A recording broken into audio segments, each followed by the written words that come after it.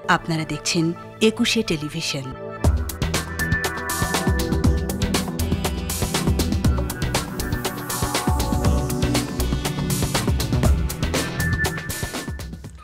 আমন্ত্রণ একুশে রাতে।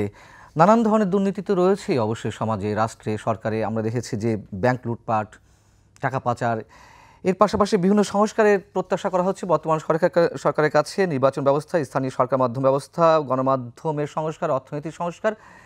কিন্তু রাজনীতির সংস্কার কারা করবে? রাজনীতির যে দুর্নীতি চলছে বছর পর বছর ধরে, সেই বিষয়ে আমাদের আসলে কি করা দরকার, এই বিষয়ে কথা বলার জন্য আমাদের একুশের স্টুডিওতে আজ উপস্থিত রয়েছেন গণমাধ্যম ব্যক্তিত্ব ডক্টর আব্দুর নূর তুষার এবং একই সঙ্গে রয়েছেন গণসংহতি আন্দোলনের প্রধান সমন্বয়কারী জুনায়েদ সাকি। আমি জুনায়েদ সাকি আপনাকে দিয়ে শুরু করছি। রাজনীতির দুর্নীতি বিষয়টা কি আমরা সেভাবে বলতে পারি কিনা যে রাজনীতিতে যে দুর্নীতি চলছে সেই জায়গা থেকে আমরা বের হব কি করে? নানান ধরনের সংস্কারের কথা বলা হচ্ছে, কিন্তু এইখানে সংস্কারটা কিভাবে আসবে যদি মানসিকতা পরিবর্তন না আসে? ধন্যবাদ আপনাকে। আমি তুষার ভাই সহ আপনি সহ যারা দেখছেন সবাইকে সালাম এবং শুভেচ্ছা জানাচ্ছি। রাজনীতির দল যখন গড়ে ওঠে তার তো বিভিন্ন রকম, প্রতিটি দলের কোনো না কোনো একটা আদর্শিক অবস্থান থাকে, তার কতগুলো লক্ষ্য থাকে, কর্মসূচি থাকে। তো এইটার মধ্যে ধরেন পার্থক্য থাকবেই। সে কোনো না কোনো জনগোষ্ঠীর কোনো না কোনো অংশের প্রতিনিধিত্ব করে, কোনো না কোনো শ্রেণী অবস্থান নেয়, তার বিভিন্ন বিষয় সম্পর্কে পক্ষ বিপক্ষ অবস্থান থাকে, এগুলো আমরা সবাই জানি। কিন্তু একটা রাজনৈতিক দল যে প্রতিশ্রুতির কথা বলে তার নিজের দলের ভেতরের অভ্যন্তরীণ চর্চার জন্য এবং জনগণের উদ্দেশ্যে কিংবা রাষ্ট্র ক্ষমতায় গেলে সে কী করবে, তার সাথে সে সঙ্গতিপূর্ণভাবে আচরণ করে কিনা, ব্যবহারিক যে কাজটা সেটা হয় কিনা, এটা কেবলমাত্র একটা রাজনৈতিক দলের উপরেই নির্ভর করে না। কিন্তু যে ব্যবস্থার মধ্যে সে কাজ করছে সেখানে তার কোনো চেকস অ্যান্ড ব্যালেন্স আছে কিনা, সেটা খুব গুরুত্বপূর্ণ বিষয়। এখন ধরুন আমরা আমাদের একটা সরাসরি আলোচনায় আসি। আপনি এমন একটা সংসদ গঠন করলেন যেখানে প্রধানমন্ত্রী একবার নির্বাচিত হয়ে গেলে বাকি সব সংসদ সদস্য, মানে আপনি যাকে দলীয় নেতা বানালেন তার অধীনেও চলে আসেন। তারা যদি তার বিরোধিতা করে তাহলে তার সদস্যপদই থাকবে না।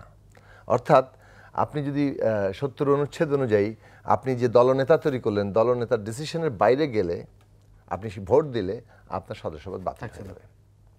তাহলে সেখানে আপনি ডেমোক্রেসিটা আনবেন কিভাবে? এই ডেমোক্রেসিটা আসে তখনই যখন আপনি এই স্বাধীনভাবে ভোট দেওয়ার ক্ষমতাটা রাখেন। তখন একটা পার্টির যারা সদস্য পার্লামেন্টে, আপনি কোনো একটা পলিসি পাস করাতে চাইলে আপনার নিজের দলের মধ্যে কিন্তু এটাকে অ্যাকসেপ্টেবল করতে হবে এবং সেই চর্চাটার মধ্য দিয়ে কিন্তু সকলের মতামতের গুরুত্বের জায়গাটা তৈরি হয়। সেখানে একজন ব্যক্তি হুকুম দেওয়ার জায়গা কেবল থাকেন না। তো এই যে রাষ্ট্রীয় আইন ব্যবস্থা বলি, আপনার দলের ভেতরেই কি চর্চা হবে তাকে অনেকটাই প্রভাবিত করছে। এইগুলো হচ্ছে আইনি দিক থেকে বাধ্যবাধকতা অথবা চেকস অ্যান্ড ব্যালেন্স। সেইটা বাংলাদেশের শুরু থেকে আমরা যদি ধরি, রাষ্ট্র আইন সংবিধানের যে ব্যবস্থা ৭২ সালে তৈরি করা হয়েছে, সেখানে সমস্ত ক্ষমতা একজন ব্যক্তির হাতে কেন্দ্রীভূত করা হয়েছে এবং সেই কেন্দ্রীভূত ক্ষমতা আমাদের রাষ্ট্র ব্যবস্থা প্রতিষ্ঠানগুলো এমন জায়গায় দাঁড় করেছে যার মধ্যে কোনো ক্ষমতার ভারসাম্য নেই এবং কোনো জবাবদিহিতাও নেই। ফলে পলিটিক্সে যত বেশি মানে কেন্দ্রীকরণ, ওই কেন্দ্রীকরণটাকে উৎসাহিত করা হয়েছে। পার্টিগুলোর মধ্যেও আবার কতগুলো বিশেষ কারণেও ওই কেন্দ্রীকরণটাই কি বলে যে আরও বেশি উৎসাহিত হয়েছে। তার মধ্যে পরিবারের প্রভাব অনেক বেশি এসছে, এইসব বিষয়গুলো আমরা দেখেছি। ফলে ওইটার সাথে যখন পরিবারের প্রভাব এসছে, পরিবারতন্ত্র মতো একটা জায়গা তৈরি হয়েছে, তখন দুটো এমন জায়গায় চলে গেছে যে জায়গাটাতে আর এটাকে বলে আমি তুরীয় ক্ষমতা আর কি, মানে সব কিছু ছাপিয়ে গিয়ে অতিক্রান্ত একটা ক্ষমতা, যে ক্ষমতাকে কেউ ধরা ছোঁয়া যাচ্ছে না। এইরকম একটা অবস্থা দেশের বড় দলগুলোর মধ্যে তৈরি হয়েছে। এখন কোন পার্টির ভিতরে কী ধরনের গণতান্ত্রিক চর্চা হবে সেটা তো সাধারণভাবে ওই পার্টির সভ্যদের উপর নির্ভর করে। আমি তো অন্য পার্টির সভ্যদেরকে, সদস্যদেরকে যে বলতে পারি না আপনাদের দলে গণতন্ত্র নাই, আপনারা গণতন্ত্র, আমি তো সেই গণতন্ত্র এনে দিতে পারি না। আমরা যেটা নিয়ে প্রথম কথা বলতে পারি সেটা হচ্ছে রাষ্ট্র ব্যবস্থার আইন এবং সাংবিধানিক আয়োজনের মধ্যে এইখানে এমন ব্যবস্থাবলী তৈরি হয়েছে কিনা, এমন ক্ষমতার ভারসাম্য তৈরি হয়েছে কিনা, যাতে করে ক্ষমতার জবাবদিহিতা তৈরি হয় এবং সেটা রাজনৈতিক দলগুলোর অভ্যন্তরীণ চর্চার মধ্যেও সেই জবাবদিহিতা এবং গণতান্ত্রিক পরিবেশের জন্য চাপ সৃষ্টি করে। সেই ক্ষেত্রে আমরা অনেকগুলো সংস্কার প্রস্তাব করেছি, কিভাবে বিশেষত সরকার ব্যবস্থা এবং সংসদের যে নিয়ম এর মধ্যে পরিবর্তন আনতে হবে। যেমন ধরুন 1 নম্বর হচ্ছে 70 অনুচ্ছেদ সংস্কার করার কথা বলে আমরা বলেছি।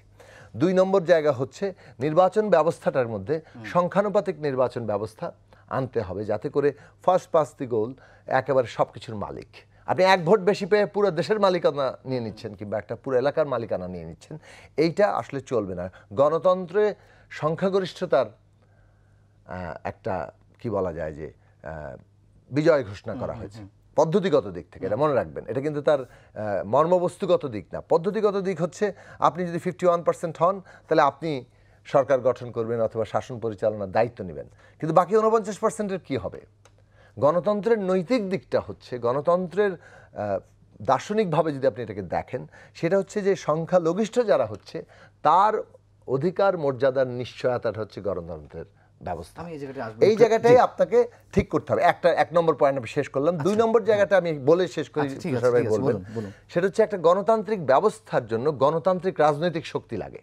মানে আমরা আইনে অনেক পরিবর্তন করলাম, কিন্তু একই লোকের, মানে সোজা কথা যে আপনি একটা ভালো আইন করে যদি একজন ডাকাতের হাতে তুলে দেন, তো ভালো আইনটাকেও সে নানানভাবে ম্যানিপুলেট করে ডাকাতির আয়োজনটা করবে। কাজেই একটা গণতান্ত্রিক শক্তি যদি গড়ে না ওঠে, যারা চর্চার দিক থেকে, গড়ে ওঠার দিক থেকে জনগণের শক্তিকে প্রতিনিধিত্ব করে, জনগণের স্বার্থকে প্রতিনিধিত্ব করে এবং সেই গণতান্ত্রিক চর্চা জনস্বার্থ প্রতিনিধিত্ব করার জন্য অপরিহার্য, এইটার উপরে যে দাঁড়িয়ে আছে সেই শক্তিটা দাঁড়াতে হবে।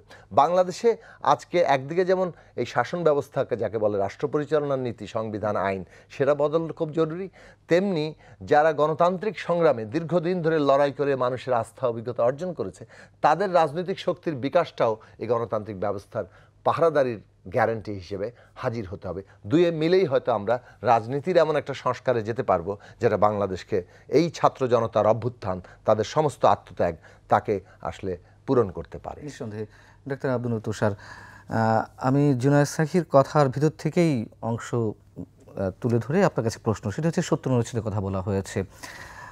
প্রধানমন্ত্রী কিংবা দলীয় প্রধান যারা সরকারে আছে তার বিপরীতে ভোট দিলে দেখা যায় তার সংসদ সদস্য পদ চলে যায়, অথবা পরিবারতন্ত্রের কথা বলছিলেন।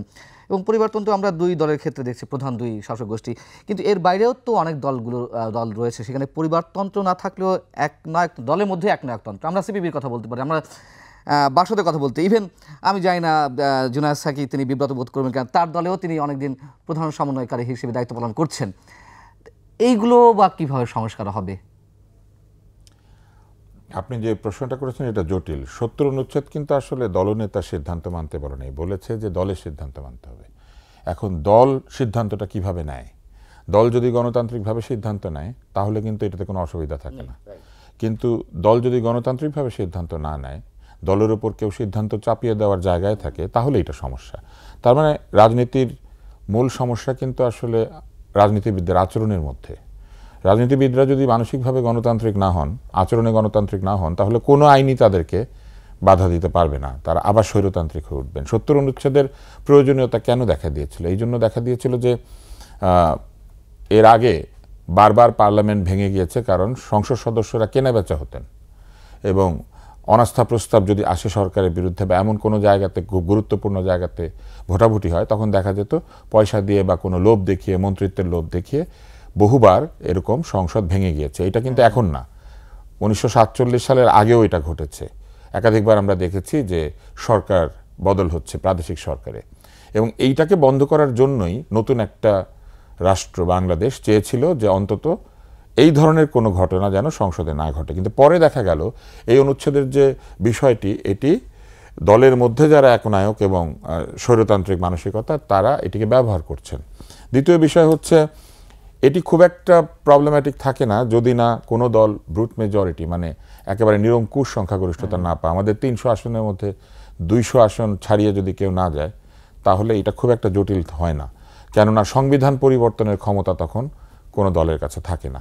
কিন্তু যখনই কোনো দল ব্রুট মেজরিটি পেয়ে যায়, তখন কিন্তু তারা সংবিধানকে কাটাছেঁড়া করতে পারে, এবং এই ব্যাপারটি কিন্তু কাজে লাগিয়েছিল বিগত সরকার, যে সরকার এখন ক্ষমতা নাই, তারা যেহেতু নিরঙ্কুশ সংখ্যাগরিষ্ঠতা পেয়েছিল, তারা কারো মতামতের তোয়াক্কা না করে, আইন আদালতকে প্রভাবিত করে, তত্ত্বাবধায়ক সরকার ব্যবস্থাকে বাতিল করে, অন্য কারো মতামত না নিয়ে নিজেদের মতো করে একটা ইন্টারিম গভর্নমেন্ট, সংসদ ভেঙে গেলে সেটার আইন কানুন তৈরি করেছিলেন। এবং এক পর্যায়ে দেখা গেল যে এই দলটি ব্যক্তি অথবা কয়েকজন ব্যক্তির সিদ্ধান্তেই দলটি প্রভাবিত হয়, এবং যার কারণে দেখা গেল দলে তো গণতন্ত্র নাই, সারা বাংলাদেশ থেকে গণতন্ত্র হারিয়ে গেল।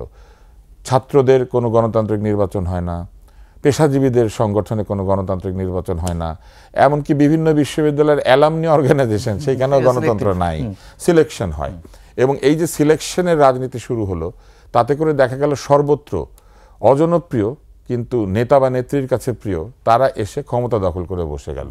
তাতে করে পুরো সমাজ থেকে গণতন্ত্রের যে চর্চাটা সেটা রহিত হয়ে গেল। এবং একটা দীর্ঘ সময় ধরে আপনি দেখবেন যে কোথাও কেউ আসলে নির্বাচিত হয় না, এবং খুবই গর্বের সাথে তারা বলে যে তারা হচ্ছেন একজন ব্যক্তির পছন্দ। এমনকি আমাদের হেলথ সার্ভিসের ডিজিকে আমরা গর্ব করে বলতে শুনেছি যে আমি কি আপনাদের হাত ধরে এখানে ডিজি, উনি আমাকে সিলেক্ট করেছেন। এই যে উনি আমাকে সিলেক্ট করেছেন, এই বিষয়টা কিন্তু শুধু গণতন্ত্র না, যে কোনো সিস্টেমের জন্য প্রবলেম্যাটিক। ব্যুরোক্রেসিতে প্রমোশন যদি সিলেকশন দেওয়া হয়, যোগ্যতা না, যদি ডাক্তারিতে কিংবা শিক্ষকতায় কিংবা অন্যান্য জায়গাতে সিলেকশন দেওয়া হয়, যোগ্যতা থাকে না, তখন সর্বত্র একটা বশংবদ ভৃত্যদের শাসন প্রতিষ্ঠিত হয়। এবং আমাদের সমাজে এইটাই হয়েছিল, এবং এই হওয়ার কারণেই কিন্তু পুঞ্জীভূত ক্ষোভ শেষ পর্যন্ত আন্দোলনে চলে গিয়েছে। আপনি দেখবেন যে আন্দোলনের বিষয়টি কি ছিল, কোটা বিরোধীদের তারা বলছিল যে যোগ্যতা না, যোগ্যতা অনুযায়ী চাকরি হতে হবে, কোটা দিয়ে না। তার মানে তারা যোগ্যতার মূল্য যেহেতু কোথাও দেখে না, তারা অন্তত চাকরির ক্ষেত্রে তাদের যোগ্যতাটাকে পরীক্ষা করতে চেয়েছিল। এখন আমাদের রাজনীতির বড় সমস্যা কি, আমাদের রাজনীতিতে একদিকে যেমন রাজনৈতিক সিস্টেমটাকে এইভাবে দুর্বৃত্তায়িত করা হয়েছে, আবার দুর্বৃত্তরা রাজনীতিতে যোগ দিয়েছে।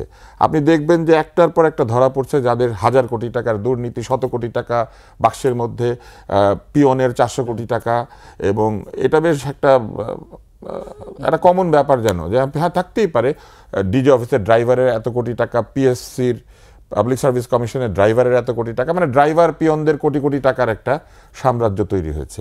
এবং এই যে ঘটনাটা ঘটেছে, এটা কেন হয়েছে? একই জিনিস, অযোগ্যদের ওইখানে বসিয়ে দেওয়া হয়েছে, তারা পদ দুর্নীতি করেছেন, তারা চাকরির দুর্নীতি করেছেন, তারা চাকরি দিয়েছেন পয়সা খেয়ে। এবং আপনার নিশ্চয়ই মনে আছে বঙ্গবন্ধু মেডিকেল বিশ্ববিদ্যালয়ের একটা অডিও রেকর্ড ফাঁস হয়ে গিয়েছিল, যেখানে তাদের যারা পরিচালনা করেন, ভিসি, প্রক্টর সহ অন্যান্যরা বসে ওইখানে নার্স নিয়োগে কত টাকা কে করেছে, অত্যন্ত কুৎসিত ভাষা। এই যে ঘটনাগুলি ঘটেছে, এটা তো একদিনে ঘটে নাই। এবং এই দুর্বৃত্তদের রাজনীতি করা এবং রাজনীতিকে দুর্বৃত্তায়িত করা, এই দুটো একসঙ্গে ঘটেছে। আমি জুনায়েদ সাকি, নিশ্চয়ই যারা আছেন আপনার নেতৃত্বে দীর্ঘদিন ধরে, দলের মধ্যে গণতন্ত্র নিশ্চয়ই আছে কোনো কোনো ক্ষেত্রে, যেমন হয়তো আমরা বিশ্বাস করতে চাই আপনার দলের মধ্যে আছে, হয়তো নেতাকর্মীরা চাচ্ছেন যে আপনি থাকেন বা নেতৃত্বে, এমনটাই। তারপরে যেহেতু আপনার নামটা আমি বলেছি, আপনার একটা আত্মপক্ষ সমর্থনের সুযোগ দিতে চাই যে কেন আমি সিপিবি বাসুদের কথা বলছিলাম। দেখুন, আমাদের দলে গঠনতন্ত্র অনুযায়ী আমাদের যে এক একটা কমিটির মেয়াদ, সেই মেয়াদ উত্তরকালে আবার সম্মেলন হয়, সেই সম্মেলনে আবার একটা কমিটি নির্বাচিত হয়। এখন নির্বাচন প্রক্রিয়ার মধ্যে হয়তো কোনো কোনো নেতৃত্ব যারা নিয়মিতভাবে সক্রিয়তার সাথে সংগঠনটাকে আছেন, নেতৃত্ব দিচ্ছেন, পরিচালনা করছেন, তারা আবার পুনর্নির্বাচিত হন। এইটা কাউন্সিলরদের মাধ্যমে পুনর্নির্বাচিত হন। এটা মনে রাখবেন যে একটা গড়ে ওঠা সংগঠনের ক্ষেত্রে, মানে যে সংগঠন সেটা এখনো গঠনের পর্যায়ে, সেখানে আসলে এত নেতৃত্বের অ্যাভেলেবিলিটি থাকে না যে আপনি আমি শেষ করি, পার্থক্যটা বোঝা দরকার।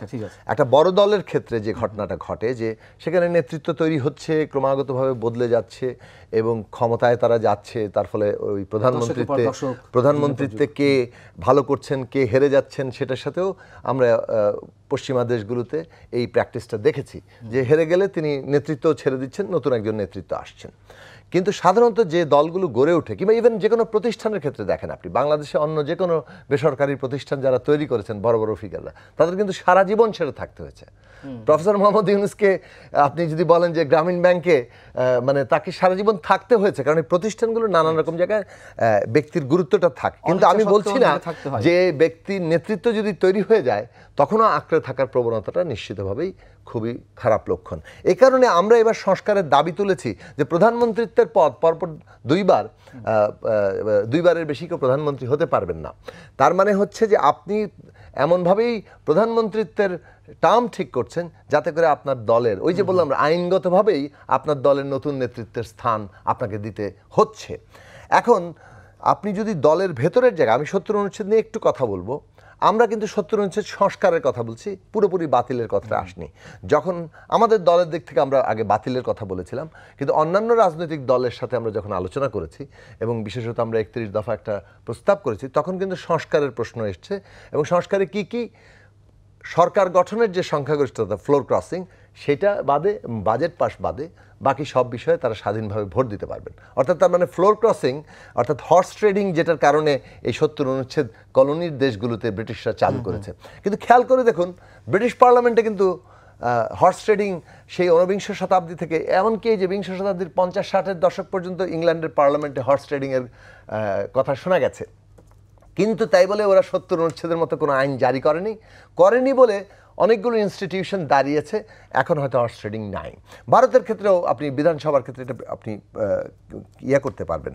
তা আমি যে কথাটা বলতে চাইছি যে সারা দুনিয়াতে মোটামুটি গণতান্ত্রিক দেশগুলোতে কিন্তু এই ৭০ অনুচ্ছেদটা কোথাও প্রয়োগ না। এগুলো সাধারণত কলোনির দেশগুলোতে এই ব্যবস্থাটা চালু করা হয়েছে। আচ্ছা, এখন আমাদের যদি কেউ মনে করে যে না, প্রথম ভাগেই যদি আমরা আবার ওখানে চলে যাই, হর্স ট্রেডিংয়ের প্রবল আধিপত্য তৈরি হবে এবং অনেকগুলো দল এখানে একটা জাতীয় কনসেনসাস তৈরিতে বাধা হচ্ছে, সেই ক্ষেত্রে আমরা কিন্তু অলরেডি বলেছি যে সরকার গঠনের প্রশ্নে এটাকে বাদ দিই, এইটা ব্যতি রেখে বাকি সব প্রশ্নে বাজেট পাস এবং দুটো প্রশ্ন ব্যতি রেখে বাকি প্রশ্নগুলোতে ৭০ অনুচ্ছেদটা সংস্কার করতে হবে। এখন এইটা যদি কেউ না করেন তাহলে রাজনীতিতে গুণগত পরিবর্তনটা আসবে না। আমি শেষ করি, আমি একটু প্রশ্ন রাখি যে ৭০ অনুচ্ছেদ সংস্কারের কথা বলছেন, এটা করার প্রক্রিয়াটা কি? মানে এখন তো হ্যাঁ, আমি আসছি প্রক্রিয়া। তারপর ধরুন দলের প্রাইমারি, দলে যদি কোনো প্রাইমারির ব্যবস্থা মানে চালু না থাকে, তাহলে আপনি এখন ধরেন নৈতিক অবস্থান নিলেন, উনি ১,০০০ কোটি টাকার মালিক হয়েছেন, উনি ব্যবসা করছেন, উনি কেন এখন দলে আসলেন, রাজনীতি করতে আসলেন, উনি একজন ব্যবসায়ী, উনি কেন রাজনীতি করতে আসলেন? এখন আপনি কোন ক্রাইটেরিয়াতে বলবেন যে ব্যবসায়ীরা রাজনীতি করিতে পারিবে না? এটা তার কোথাও গঠনতন্ত্রে লেখাও নাই, এটা সংবিধান আইনেও লেখা নাই। তাহলে আপনাকে একটা পলিটিক্যাল প্রসেসের মধ্যে আসতে হবে। ব্যবসায়ী হোক, অবসরপ্রাপ্ত আমলা হোক, আর যিনি একেবারে ছাত্র জীবন থেকে রাজনীতি করতে করতে সামনে আসুক, তাকে সবাই জনগণের কাছে মুখোমুখি হতে হবে। সো দলের মধ্যে যদি প্রাইমারি থাকে, অর্থাৎ আপনি ইলেক্টেড প্রসেসের মধ্যে দিয়ে ক্ষমতায় আপনি নির্বাচিত প্রতিনিধি হচ্ছেন, তখন এই যে বোর্ডটা, এই বোর্ড যে এক একটা কোটি টাকার বিনিময়ে নমিনেশন বিক্রি করে, এই জায়গাগুলো অনেকটা বন্ধ হতে পারে। ফলে আমি বলছি যে আইনি এমন কতগুলো পরিবর্তন দরকার, যে পরিবর্তন দলের ভেতরে গণতান্ত্রিক চর্চার জন্য একটা পরিবেশের জায়গাটা তৈরি করবে। তারপরে ধরুন টাকা, আপনি ইলেকশন প্রচারণায় যদি এমনভাবে রাখেন যে কোটি কোটি টাকা হচ্ছে আপনার মানে টাকার অঙ্কে, এখন ধরেন একজন ৫ কোটি টাকা খরচ করছে, আপনি তার সাথে কম্পিটিশনে আসতে হলে তো আপনাকে ৫০ লাখ টাকা খরচ করতে হবে। মানে আপনাকে দেখা যাচ্ছে রাস্তায় পোস্টারে। আমি তো একটা মেয়রাল ইলেকশন করেছি এবং আমি একটা পার্লামেন্ট ইলেকশন করেছি। আমি দেখেছি যে আচ্ছা, মূল প্রতিদ্বন্দ্বীর সাথে আমি যে একটা প্রার্থী, এটা জানান দিতে কি পরিমাণ টাকা খরচ হয়, ওই সীমা পারিয়ে যায়।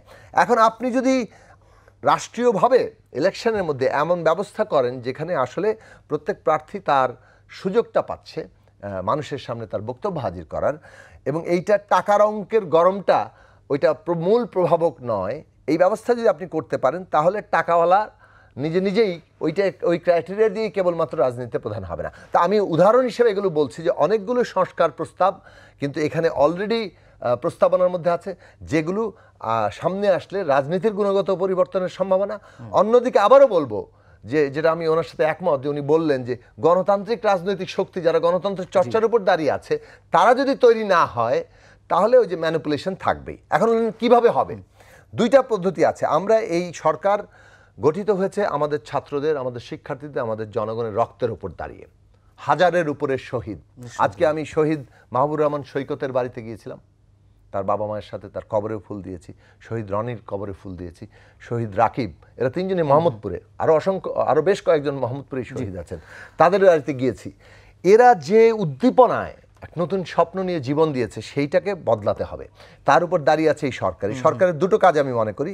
একটা হচ্ছে অনেকগুলো আইনগত এবং প্রাতিষ্ঠানিক সংস্কার পুনর্গঠন তাদের এখনই করতে হবে, তাদেরই করতে হবে। 2 নম্বর হচ্ছে অনেকগুলো আইনগত এবং প্রাতিষ্ঠানিক সংস্কারের প্রশ্নটা সাংবিধানিক।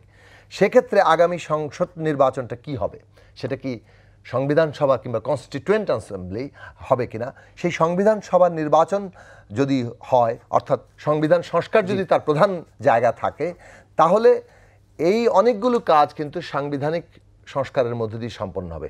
তার মানে এই সরকার ইমিডিয়েটলি কতগুলো পুনর্গঠন কাজ, 70 অনুচ্ছেদের কথা বলছেন, 70 অনুচ্ছেদের কথা আমরা ধরি, তাহলে সংসদ গঠন হওয়ার আগে তো সেটা সম্ভব হচ্ছে না, অথবা কোনো অর্ডিন্যান্স জারি হতে পারে এরকম কিছু না। অর্ডিন্যান্স জারি করতে না, এটা তো সংসদে। সেটাই আমি এখানে একটু বলি, কনস্টিটিউয়েন্ট অ্যাসেম্বলি হয় যখন প্রথম সংবিধান আপনি লিখবেন কোথাও, কিন্তু এরপর আর কনস্টিটিউয়েন্ট অ্যাসেম্বলি তৈরি করা যায় না।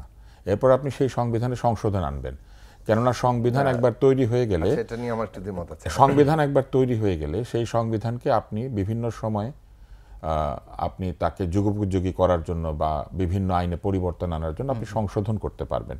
কিন্তু কনস্টিটিউয়েন্ট অ্যাসেম্বলি করতে গেলে সংবিধানকে রদ করতে হবে, এবং সংবিধান নাই এমন জায়গাতেই কেবল কনস্টিটিউয়েন্ট অ্যাসেম্বলি হতে পারে, যেটা হয়েছিল।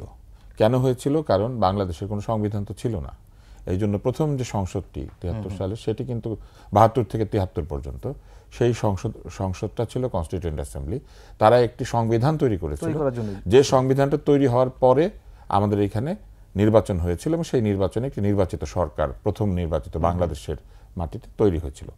এখন আমাদের তো সংবিধান আছে, ফলে একটা নতুন সংবিধান লেখার কোনো প্রয়োজন জায়গা নাই।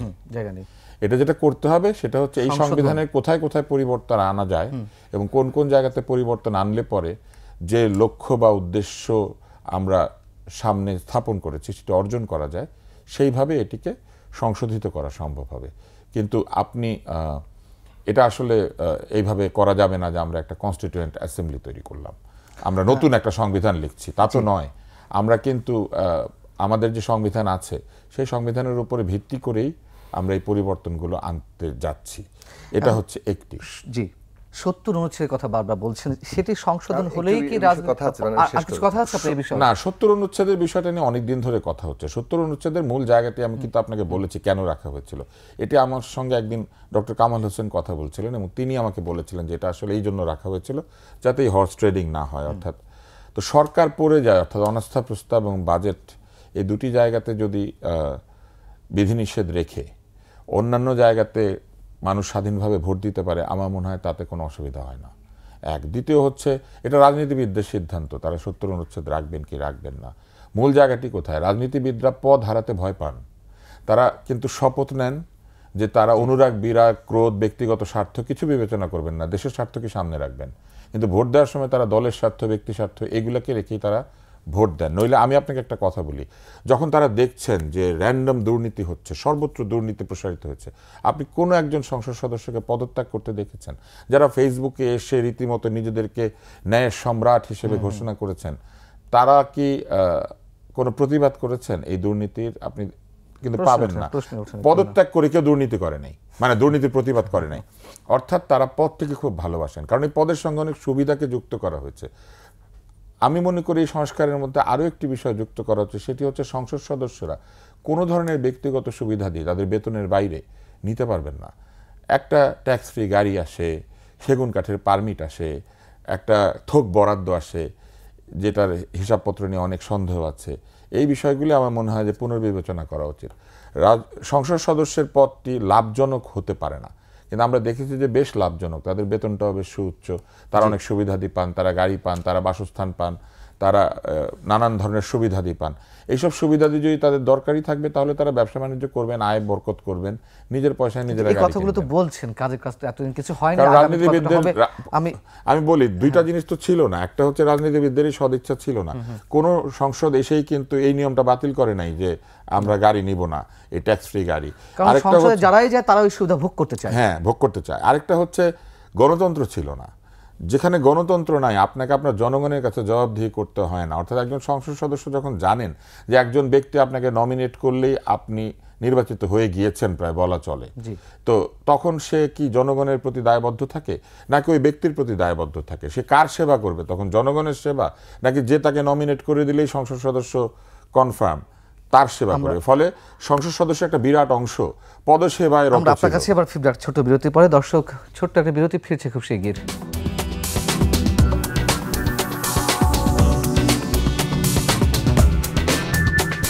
আবারও আমন্ত্রণ ২১ রাতে। আমাদের সঙ্গে আলোচনায় রয়েছেন ডাক্তার আব্দুল নূর তুষার, গণমাধ্যম ব্যক্তিত্ব, এবং রয়েছেন জুনায়েদ সাকি, গণসংহতি আন্দোলনের প্রধান সমন্বয়কারী। ডাক্তার আব্দুল নূর তুষার, পরিবর্তন কি আইনি কাঠামোর মধ্য দিয়ে, মানে রাজনৈতিক মানসিকতা পরিবর্তন সম্ভব? না, সম্ভব না। এই জন্য যে আইন আসলে যে তৈরি করে, আইনটা তৈরি করার সময় তো তার রাজনৈতিক মানসিকতা কাজ করে। আইন তৈরির মধ্যেই সদিচ্ছা এবং কুইচ্ছা থাকে। আপনি দেখবেন সাইবার সিকিউরিটি ল নামে একটি ল হয়েছিল, যেটা শুরুতে ডিজিটাল সিকিউরিটি নাম ছিল।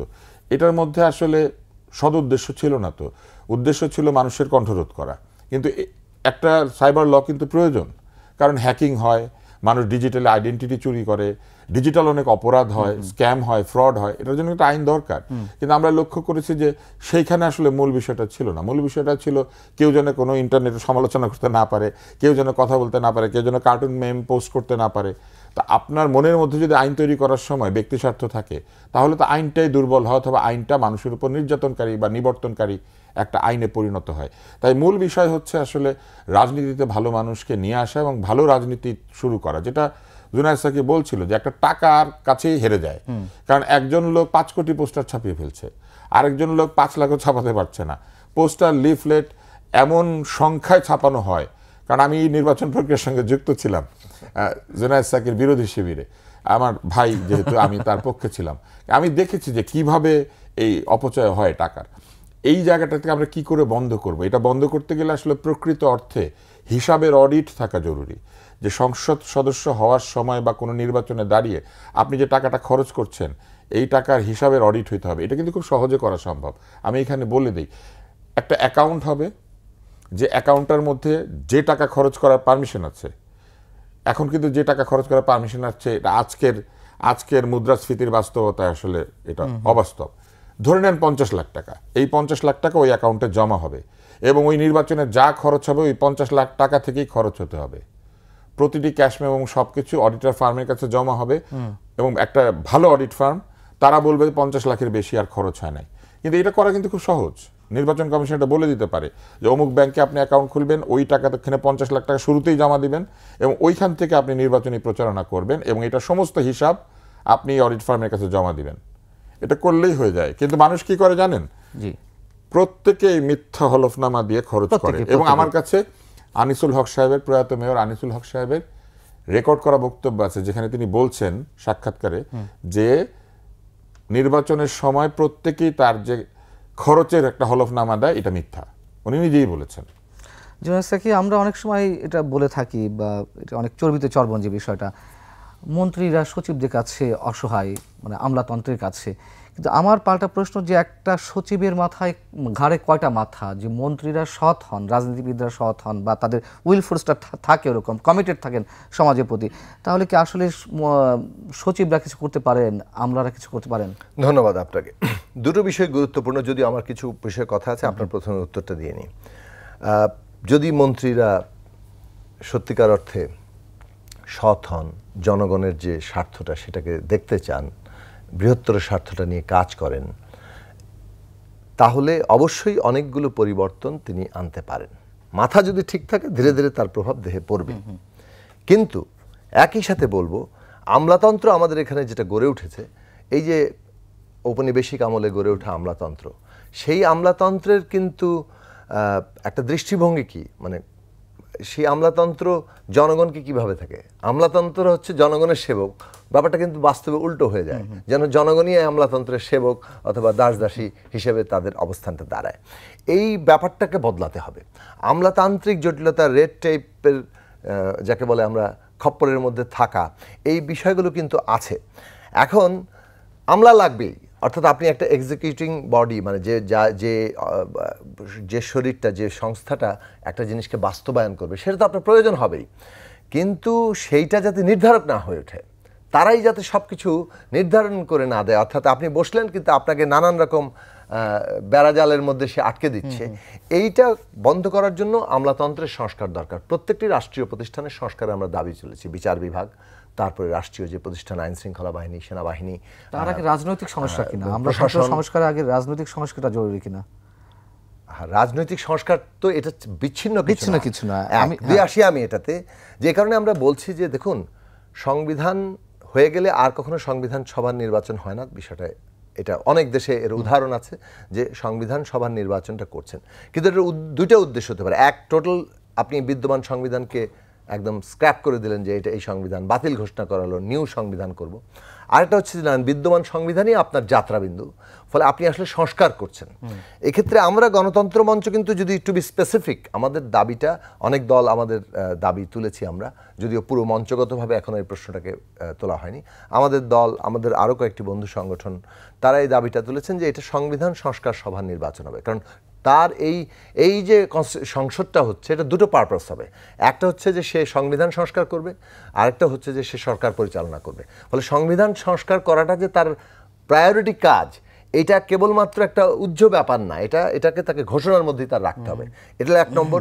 এবং এর আগেই পলিটিক্যাল স্টেক হোল্ডারদের মধ্যে, আজকে আমাদের দেশের ছাত্র জনতা, পেশাজীবী এবং রাজনৈতিক দল, এদের মধ্যে একটা কনসেনসাস হওয়া দরকার যে কি পরিবর্তন আমরা আসলে করতে চাই।